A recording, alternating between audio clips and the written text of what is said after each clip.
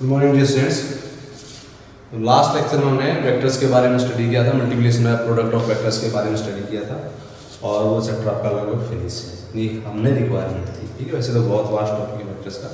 तो आज हम एक नए टॉपिक के साथ यहाँ पर हैं और एक इस टॉपिक को आज फिनिश करेंगे ब्रीफली। वैसे तो मतलब जितनी आपको जानकारी होनी चाहिए अपनी स्टडी स्टार्ट करने से पहले। टॉपिक आपका फोर्स, वर्क और एनर्जी। हमारा मकसद यहाँ पर ये रहेगा इन तीनों में रिलेशन को एस्टेब्लिश करना, समझना ये तीन चीज़ें क्या है, ठीक है। बेस है बिल्कुल फिजिक्स के। तो फोर्स की डेफिनेशन आप बिल्कुल स्टार्टिंग से पढ़ते आ रहे हैं 6-7 क्लासेस भी, कि भाई वो जो कोई फिजिकल क्वांटिटी जो किसी ऑब्जेक्ट की पोजीशन को चेंज करने की कोशिश करे वो हमारा क्या कहलाता है, फोर्स कहलाता है। यहाँ पर एक वर्ड आया है पोजीशन। पोजीशन क्या होती है? पोजीशन क्या होती है? हम क्या करते हैं, किसी भी ऑब्जेक्ट को डिफाइन करने के लिए, किसी भी ऑब्जेक्ट को क्या करने के लिए, डिफाइन करने के लिए हमने एक्स वाई जेड अपने कोऑर्डिनेट्स बनाए हुए हैं। तो कोई भी ऑब्जेक्ट कहाँ पर है, वेयर, उसको फाइंड आउट करने के लिए हम वर्ड यूज़ करते हैं पोजीशन। उसकी पोजीशन को डिफाइन करते हैं। किसके रिस्पेक्ट में? पोजीशन हमेशा किसी चीज़ के रिस्पेक्ट में डिफाइन की जाती है। जैसे फॉर एग्जांपल मान लीजिए मैं बात करूँ कि मेरे से जो है पानीपत के बस स्टैंड की जो लोकेशन क्या वो, तो मैं बोलूँगा 30 kilometre in the north direction. किसी और के लिए वो 20 किलोमीटर हो सकता है। तो यानी कि किसी के रेफरेंस में किसी ऑब्जेक्ट की हम पोजीशन को हमेशा बताते हैं, डिस्क्राइब करते हैं। तो अगर किसी ऑब्जेक्ट की आप पोजीशन अपने रिस्पेक्ट में चेंज करना चाहते हैं, जिसको कि हम मोशन वर्ड यूज़ करते थे उसके लिए, यानी कि आप किसी ऑब्जेक्ट की पोजीशन को अगर चेंज करना चाहते हैं तो उसके लिए आपको क्या करना पड़ेगा, फोर्स को अप्लाई करना पड़ेगा। क्यों आप समझ सकते हैं, या आप यूँ समझ सकते हैं कि अगर किसी ऑब्जेक्ट की पोजीशन चेंज हो रही है तो उसके पीछे कौन होगा, फोर्स। लेकिन ऐसा हमेशा नहीं होता है। यूनिफॉर्म मोशन के केस में अगर कोई ऑब्जेक्ट अपनी पोजीशन को चेंज कर रहा हो लेकिन यूनिफॉर्म वेलोसिटी से मूव कर रहा हो, एक्सेलरेट ना हो रहा हो, तो भी उस ऑब्जेक्ट पर जो फोर्स है, टोटल ओवरऑल फोर्सेस 0 होते हैं। लेकिन हम अभी के लिए मान लेते हैं कि अगर किसी ऑब्जेक्ट की आप पोजीशन को चेंज करना चाहते हैं तो आपको किसकी रिक्वायरमेंट होगी, फोर्स की। या मैं ऐसा बोल सकता हूँ और इसको एक्यूरेट करना चाहता हूँ तो एक्सेलरेट करने के लिए, किसी भी ऑब्जेक्ट को एक्सेलरेट करने के लिए मुझे किसकी जरूरत होगी, फोर्स की जरूरत होगी। किसी ऑब्जेक्ट को एक्सेलरेट करने के लिए मुझे क्या चाहिए, फोर्स चाहिए। अब नेचर ने हमें जो है 4 फोर्सेस के साथ जो है इस यूनिवर्स में उतारा है कि भाई नेचर जो है वो अपने आप को टिकाए रखने के लिए, किसी भी चीज़ की पोजीशन को मेंटेन करने के लिए, बिगाड़ने के लिए, कुछ भी करने के लिए, यानी कि जो नेचर जिन फोर्सेस का इस्तेमाल करती है वो हमारे पास 4 फोर्स हैं। 4 फोर्सेस कौन कौन से हैं, जिनको हम फंडामेंटल फोर्सेस भी बोलते हैं। ये हमें नेचर ने दिए हैं कि हम यहाँ पर नेचर के फिनोमेना की स्टडी करें, तो हमें नेचर ने 4 फोर्सेस के साथ यूनिवर्स में उतारा है। 4 फोर्सेस कौन कौन से हैं? पहला, फर्स्ट ऑफ ऑल आपका फोर्स है इलेक्ट्रोमैग्नेटिक फोर्स। दूसरा आपके पास फोर्स है स्ट्रॉन्ग न्यूक्लियर फोर्स। तीसरा आपके पास फोर्स है वीक न्यूक्लियर फोर्स। और फोर्थ आपके पास जो था आपका नेचर ने जो फोर्स में दिया, दैट इज ग्रेविटेशनल फोर्स। इसको आप 11th क्लास में पढ़ चुके हैं, ग्रेविटेशनल फोर्स के बारे में। इन दोनों फोर्सेस को हम पढ़ेंगे यहाँ 12th क्लास में, ठीक है। वीक न्यूक्लियर फोर्सेस को आप और हायर क्लासेस में पढ़ेंगे। तो देखिए हमारे जो फिजिक्स की जो स्टडी है वो कहीं ना कहीं इन फोर्सेस को डिस्क्राइब करना है, इन फोर्सेस के बारे में ज़्यादा से ज़्यादा जानकारी एकत्र करना है, फिर उनको अप्लाई करना है। कैसे हम उनको अप्लाई कर पाएंगे अपनी लाइफ में? तो इलेक्ट्रोमैग्नेटिक फोर्सेस, ये 2 वर्ड से आप देख रहे हैं कि बना हुआ है, electro plus magnetic. Electro word आने का मतलब चार्ज, मतलब यहाँ पर हम चार्ज के साथ बात करेंगे कि भाई charge, rest plus motion. Charge के साथ जो जो घटनाएं रेस्ट में घटती हैं, जो जो घटनाएं मोशन में घटती हैं, वो सब इलेक्ट्रोमैग्नेटिक फोर्स का ही नतीजा है। यानी कि आपका फोर्स, आपका चार्ज मोशन, आपकी इलेक्ट्रिसिटी है वो भी इलेक्ट्रोमैग्नेटिक फोर्स का नतीजा है। आपकी जितनी भी रेडिएशन सब इलेक्ट्रोमैग्नेटिक फोर्स का नतीजा है। यानी कि कोई भी चीज़ जो चार्ज से जुड़ी हुई है वहाँ चार्ज है तो रेस्ट या मोशन, और रेस्ट और मोशन में होने वाले सारे फिनोमेना के लिए जिम्मेदार है आपका इलेक्ट्रोमैग्नेटिक फोर्स, ठीक है। उसको हम देखेंगे यहाँ पर 12th क्लास में। आपकी फर्स्ट 5 यूनिट्स इसी फोर्स के साथ जुड़ी हुई है। नेक्स्ट आपका strong nuclear forces, as the name indicate nuclear force. आपको ध्यान होगा ये वर्ड हम कहाँ यूज़ करते हैं, एटम के संदर्भ में यूज़ करते हैं। तो ये जो फोर्स है ये हमारे न्यूक्लियॉन्स को बाइंड करता है। न्यूक्लियॉन्स मतलब आपके प्रोटॉन और न्यूट्रॉन्स। प्रोटॉन और न्यूट्रॉन्स को आप जिन फोर्सेस के द्वारा आपस में बाइंड किया गया, प्रोटॉन और प्रोटॉन के बीच में, प्रोटॉन और न्यूट्रॉन के बीच में, तो न्यूट्रॉन्स के बीच में फोर्सेस आपस में लग रहे हैं, जिनकी वजह से वो बहुत ही स्मॉल, बहुत ज़्यादा स्मॉल रीजन में एक दूसरे से बने हुए हैं। That is your force nuclear, that is your strong nuclear force. और ये फोर्स नेचर में सबसे स्ट्रॉन्गेस्ट फोर्स है। This is the strongest force.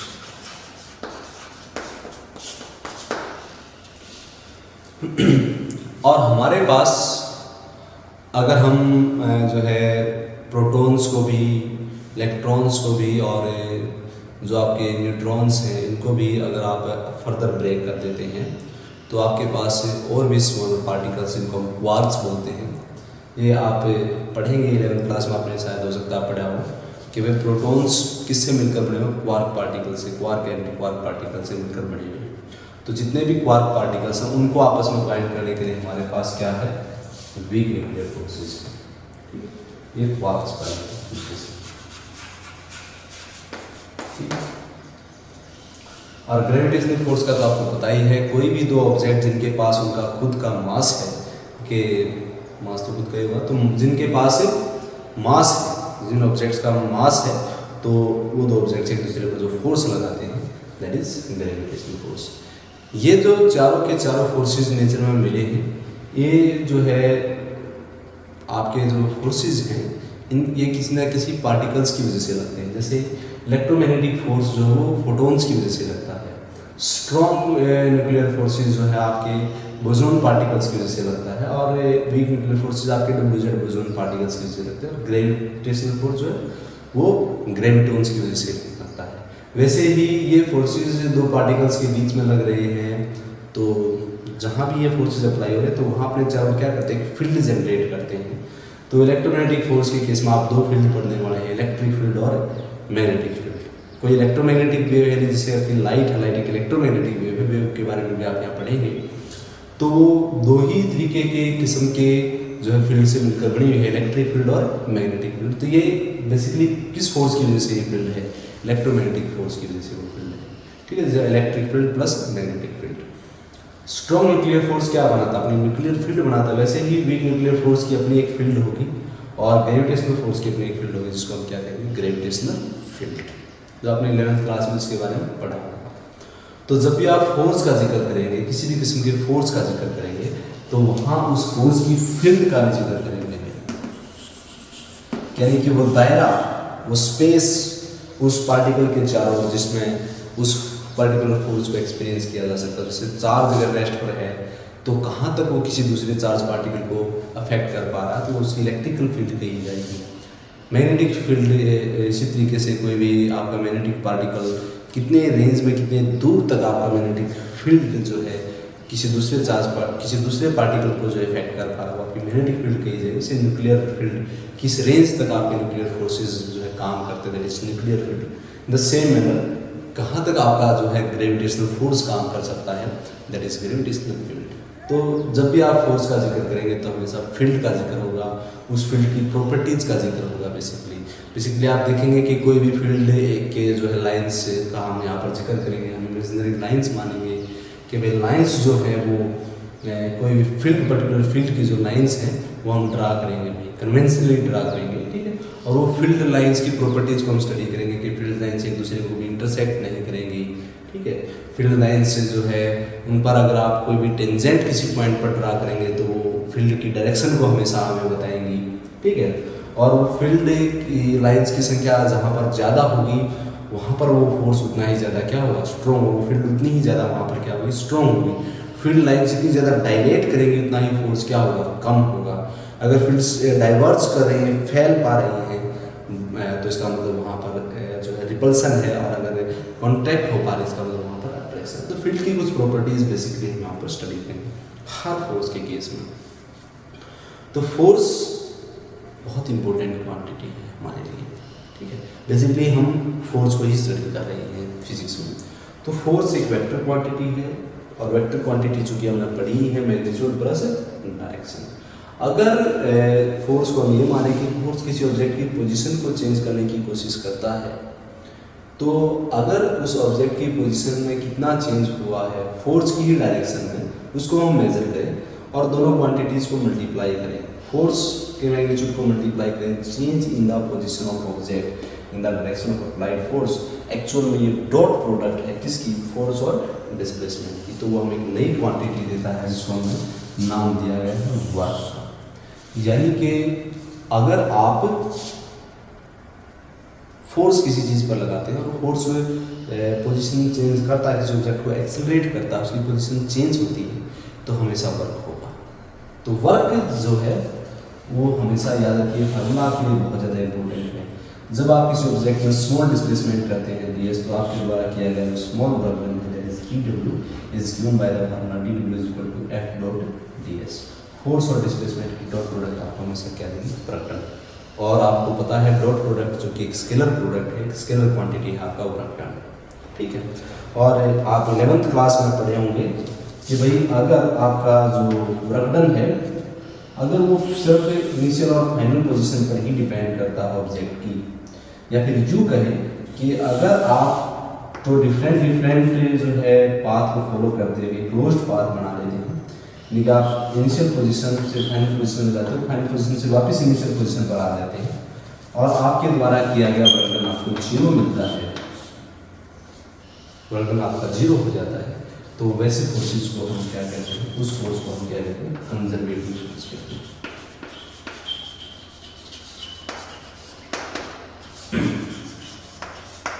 Example, electrical force conservative force, gravitational force is also a conservative force, but a frictional force is not a conservative force. तो non conservative force होगा वो।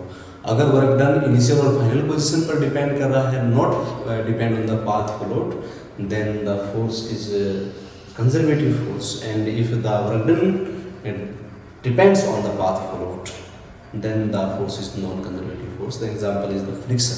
Friction is non-conservative force. Simply work done, तो हमने work done को find out किया force into displacement. हम जो यहाँ पर अपने फोर्सेस पढ़ने वाले हैं वो नेचर में सभी कंजर्वेटिव है। तो ये स्टडी हमें करना है, क्यों बेनिफिट है, ये इसलिए बेनिफिशियल है जब हम वर्क डन फाइंड आउट कर रहे होंगे। जैसे आपने पोटेंशियल की बात की होगी, ग्रेविटेशनल पोटेंशियल फाइंड आउट किया होगा, ग्रेविटेशनल पोटेंशियल एनर्जी को फाइंड आउट किया होगा, तो वहाँ आपने वर्क डन की बात की। और हम एक पाथ चूज करते हैं हमेशा, तो पाथ हम स्ट्रेट पाथ चूज कर लेते हैं अपनी कन्वीनियंस के लिए, क्योंकि स्ट्रेट पाथ के लिए हमें फार्मूले लगाना और चीज़ें करना हमारे लिए मैथमेटिकली आसान हो जाता है। और हमें ये पता है कि आप चाहे इस रास्ते आए हो, चाहे इस रास्ते आए हो, चाहे किसी भी रास्ते से आप आए हो, तो आपके लिए वर्क डन पर कोई इफेक्ट पड़ने वाला नहीं है, क्योंकि फोर्स कंजर्वेटिव है नेचर में। इसलिए हमारे लिए फोर्स के कंजर्वेटिव नेचर का अगर हमें पता लग जाता है, तो हमारे लिए वर्क डन को फाइंड आउट करने में थोड़ी सी सहूलियत होती है, आसानी होती है। इसलिए हम यहाँ पर बात करें तो कि बीच में अगर जब जिक्र आता है कि कंजर्वेटिव या नॉन कंजर्वेटिव फोर्सेज क्या हैं, तो हम अचानक से वहाँ पजल हो जाते हैं कि क्या कंजर्वेटिव क्या नॉन कंजर्वेटिव। तो याद रखिए, अगर वर्क डन इनिशियल और फाइनल पोजीशन पर डिपेंड करे, सिर्फ इनिशियल और फाइनल पोजीशन पर डिपेंड करे, या यूँ कहे कि किसी क्लोज्ड पाथ के लिए आपका वर्क डन 0 हो, तो फोर्स कंजर्वेटिव होगा। तो वर्क डन को फाइंड आउट करने का सिंपलेस्ट वे जो आप छोटी क्लासेस में समझते हैं, that is force multiply change in the position of object in the direction of applied force, और basically change in the position, ये डायरेक्शन क्या कहलाता है, डिस्प्लेसमेंट कहलाता है। मतलब आपको डिस्प्लेसमेंट निकालना है किसकी डायरेक्शन में, फोर्स की डायरेक्शन में। याद रखिए, फोर्स की डायरेक्शन में, ठीक है, किसी भी डायरेक्शन में। या आप सिंपली फार्मूला यूज़ कर सकते हैं, जो कि हम यूज़ करेंगे। तो स्मॉल डिस्प्लेसमेंट के लिए आपका small amount of work done dw is given by the formula f dot ds। Simple, force और डिस्प्लेसमेंट की डॉट प्रोडक्ट बनाएगा। अब हमारे पास फोर्स मालूम है, डिस्प्लेसमेंट किस डायरेक्शन में हो रहा है वो मालूम है, वर्क डन फाइंड आउट कर रहे हैं। तो एक्चुअली वर्क डन हमें क्या दे रहा है, क्या वर्क डन, क्या फिजिकल मीनिंग है वर्क डन का। तो याद रखिए, हम बेसिकली एनर्जी की बात कर रहे हैं कि भाई एनर्जी में कितना चीज़ हो रहा है। देखिए, इस यूनिवर्स में मैंने आपको फर्स्ट लेक्चर में बताया था कि वो दो ही चीज़ें हैं, एक मैटर है और दूसरा एनर्जी है।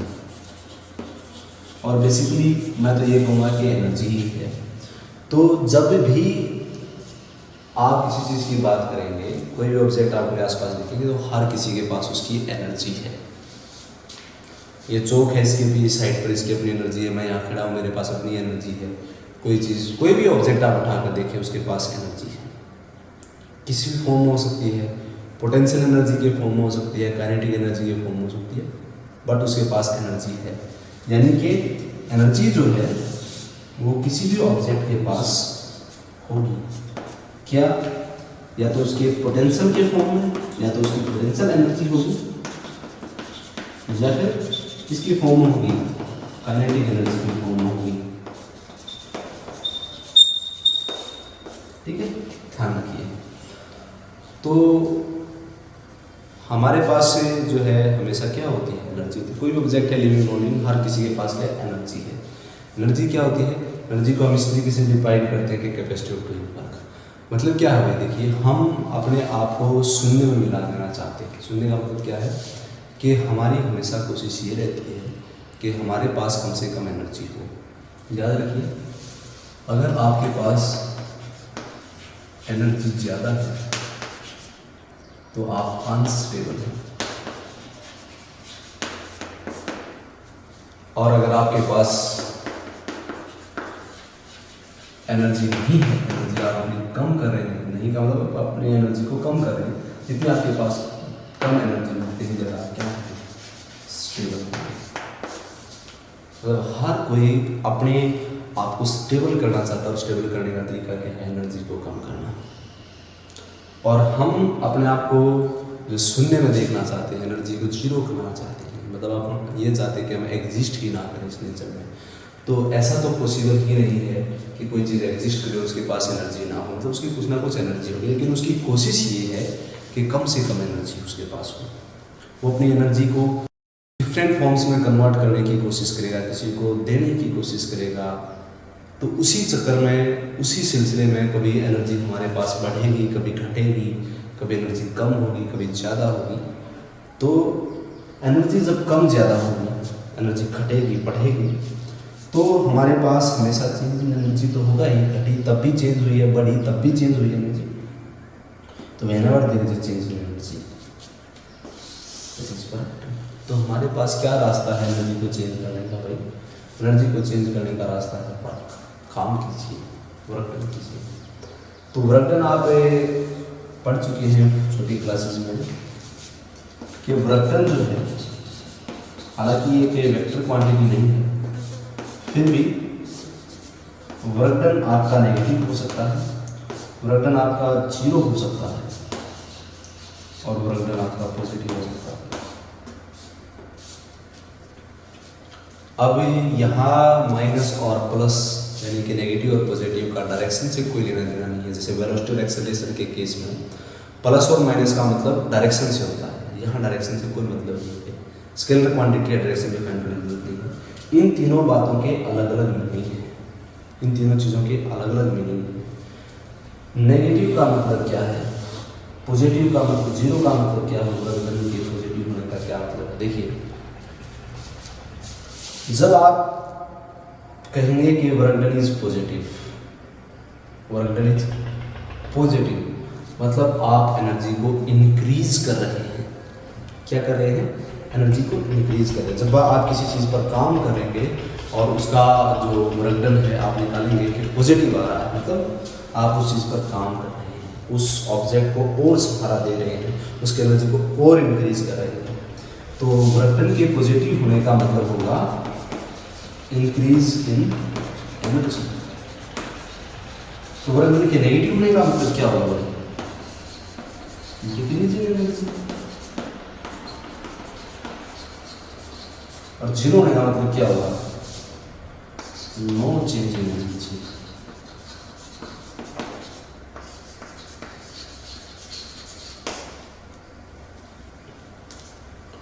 मतलब वर्क डन पॉजिटिव कब?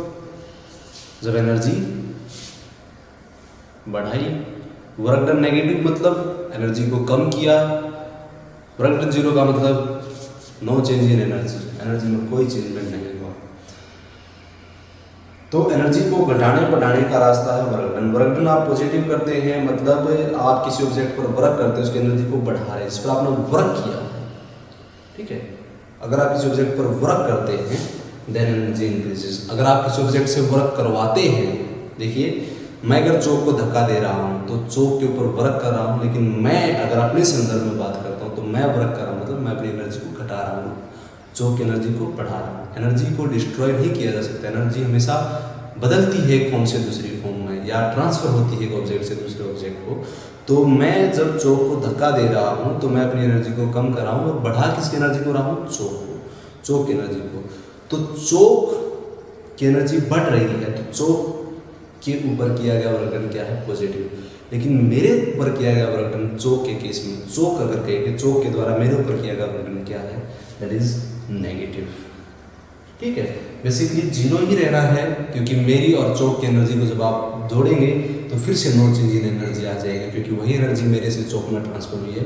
तो मेरे द्वारा किया गया वर्क डन चौक के ऊपर पॉजिटिव, और चौक के द्वारा मेरे ऊपर किया गया वर्क डन नेगेटिव। मतलब जिस चीज़ की एनर्जी बढ़ी है उसके लिए वर्क डन पॉजिटिव है, और जिसकी एनर्जी घटी है उसके लिए वर्क डन क्या है? नेगेटिव। मतलब आप ये कहें कि अगर आप किसी चीज़ की एनर्जी को घटाना चाहते हैं तो उससे वर्क करवाइए, और अगर किसी चीज़ की एनर्जी को बढ़ाना चाहते हैं तो उसके ऊपर वर्क कीजिए। सिंपल सी है। तो एनर्जी को दो हिस्सों में डिवाइड करके मैं देख रहा हूँ कि भाई या तो आप काइनेटिक एनर्जी में चेंज करेंगे या पॉजिटिव पोटेंशियल एनर्जी में चेंज करेंगे। तो काइनेटिक एनर्जी कोई भी ऑब्जेक्ट कब, जब किसमें हो? मोशन। और पोटेंशियल एनर्जी कब भाई? ये किसी भी ऑब्जेक्ट में पोजीशन की वजह से होती है। अब वापस घूम फिर कर फोर्स पर आते हैं। देखिए जब दो ऑब्जेक्ट एक दूसरे पर फोर्स लगा रहे होते हैं, भाई फोर्स नेचर में अट्रैक्टिव भी हो सकता है और ऐसा भी हो सकता है कि ये एक दूसरे को रिपेयर करने की कोशिश करते हैं, ठीक है। मे भी नेचर में फोर्सेस अट्रैक्टिव हो सकते हैं और मे भी नेचर में क्या हो सकते हैं? रिपल्सिव। अब देखिए काइनेटिक एनर्जी या तो जीरो होगी, मतलब वो चीज़ रेस्ट पर है। किसी के संदर्भ में एनर्जी भी संदर्भ में ही होगी हमेशा, कि आप धीरे धीरे समझ जाएंगे इस बात को कि कोई भी ऑब्जेक्ट, किसी भी ऑब्जेक्ट की काइनेटिक एनर्जी मेरे लिए जीरो हो सकती है, लेकिन उसी ऑब्जेक्ट की काइनेटिक एनर्जी किसी दूसरे के लिए जीरो नहीं हो सकती है। थ्योरी ऑफ रिलेटिविटी पढ़ेंगे आप आगे चलकर। तो काइनेटिक एनर्जी मेरे लिए किसी ऑब्जेक्ट की कब जीरो है? जब वो मेरे रिस्पेक्ट में रेस्ट पर है। और कोई ऑब्जेक्ट कब काइनेटिक एनर्जी प्रोसेस करता है? जब वो मेरे रिस्पेक्ट में मोशन में है। और किसी भी ऑब्जेक्ट के पास पोटेंशियल एनर्जी कब होगी? जब किसकी वजह से होगी? जब उस ऑब्जेक्ट के ऊपर कोई फोर्स लग रहा होगा। वो उस ऑब्जेक्ट की वो फोर्स अगर उसकी पोजीशन चेंज कर दे, मोशन में ले आए, एक्सेलरेट करे, तो उसके पास काइनेटिक एनर्जी भी आ जाएगी। वो potential energy basically kinetic energy में चेंज हो जाएगी। काइनेटिक एनर्जी या तो जीरो होगी या पॉजिटिव, लेकिन पोटेंशियल एनर्जी के साथ फर्क के जैसे तीनों केस पॉसिबल है। पोटेंशियल एनर्जी की पॉजिटिव भी हो सकती है, जीरो नेगेटिव हो सकती है। लेकिन जीरो के केस को बेसिकली आप स्टडी नहीं करते, जीरो होती नहीं, तो नेगेटिव या पॉजिटिव। भाई पोटेंशियल एनर्जी नेगेटिव, पॉजिटिव, गए आप जीरो भी आप कंसिडर कर सकते हैं। तो पोटेंशियल एनर्जी नेगेटिव हो सकती है, पॉजिटिव हो सकती है और जीरो हो सकती है। क्या मतलब है?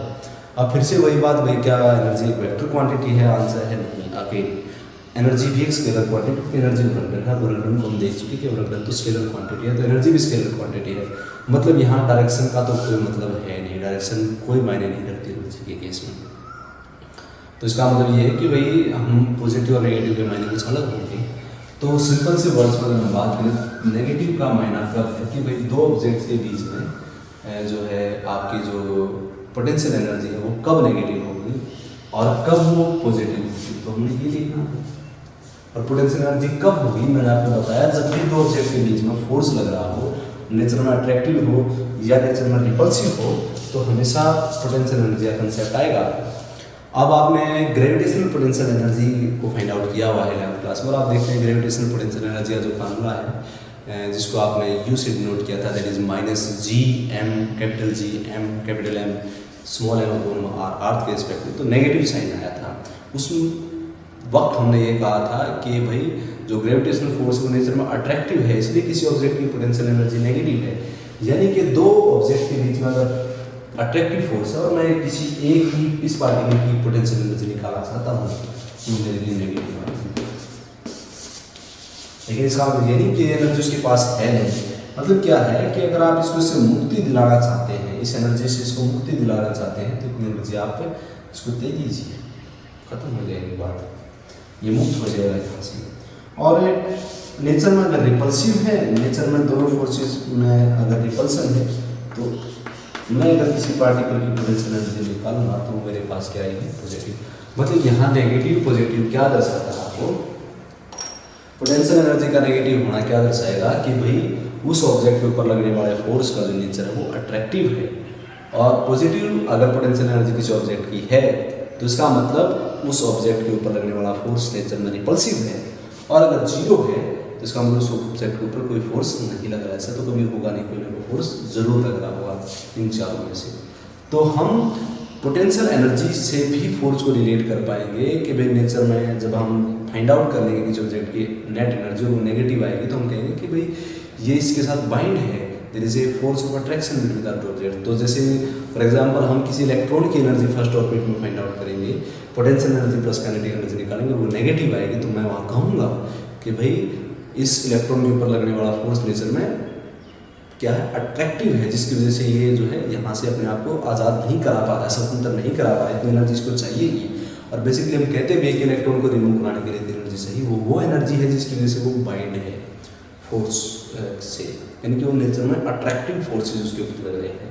तो एनर्जी खासतौर पर पोटेंशियल एनर्जी या टोटल एनर्जी के नेगेटिव होने का मतलब क्या है कि उस ऑब्जेक्ट के ऊपर लगने वाले फोर्सेज क्या है? नेचर में अट्रैक्टिव है। पॉजिटिव होने का मतलब क्या है? नेचर में रिपल्सिव। और जीरो होने का मतलब कि कोई भी फोर्स नहीं है। अगर मैं ये देखना चाहूँ कि भाई कोई भी चीज़ अर्थ के ग्रेविटेशनल फील्ड से कब बाहर चली जाएगी, तो मुझे ये देखना होगा कि कब उसकी को ग्रेविटेशनल पोटेंशियल एनर्जी क्या हो जाएगी? जीरो हो जाएगी। जीरो होने के बाद वो क्या है? स्वतंत्र है। तो पोटेंशियल एनर्जी का भी कंसेप्ट बहुत इंपॉर्टेंट है इस केस में भी, और स्ट्रॉन्ग न्यूक्लियर फोर्सेस के केस में भी आप जो है पोटेंशियल एनर्जी को डिफाइन करेंगे भाई कि पोटेंशियल एनर्जी इतने रेंज में नेगेटिव है, पॉजिटिव है, तो वहाँ से हम बताएंगे कि कब ये फोर्सेज नेचर में रिपल्सिव है, कब नेचर में अट्रैक्टिव है, काफ़ी इंपॉर्टेंट है। तो आई होप आप इस जो है चीज़ को समझ पाए होंगे, ठीक है? ये हमारे लिए काफ़ी इंपॉर्टेंट है। तो इन सब चीज़ों को आपने स्टडी करना और इन टॉपिक्स के इन चीज़ों के इस्तेमाल में बार बार करना। तो नेक्स्ट लेक्चर में हम थोड़ा सा पोटेंशियल एनर्जी के कंसेप्ट को आपने एक बार ग्रेविटेशनल पोटेंशियल एनर्जी कंसेप्ट को आपने देख लेना है। तो वहाँ से आपको मेरी बातों को, जो मैंने बातें आपको बताई हैं ग्रेविटेशनल फोर्स के बारे में, उनको आप अप्लाई करके देखेंगे तो आप थोड़ा सा अपनी चीज़ों को क्लियर कर पाएंगे। तो इन सब चीज़ों को हम जो है अपने जो है टॉपिक्स में इस्तेमाल करने वाले हैं, ठीक। तो आज के लिए टॉपिक को इतना ही रखते हैं और नेक्स्ट लेक्चर में मैं आपको कुछ डिफरेंशिएशन के, कुछ इंटीग्रेशन के फार्मूले बताऊंगा, उनका मीनिंग बताऊंगा। उसके बाद हम अपने जो है फर्स्ट यूनिट को स्टार्ट करेंगे। आज के लिए इतना ही। Thank you, have a nice day.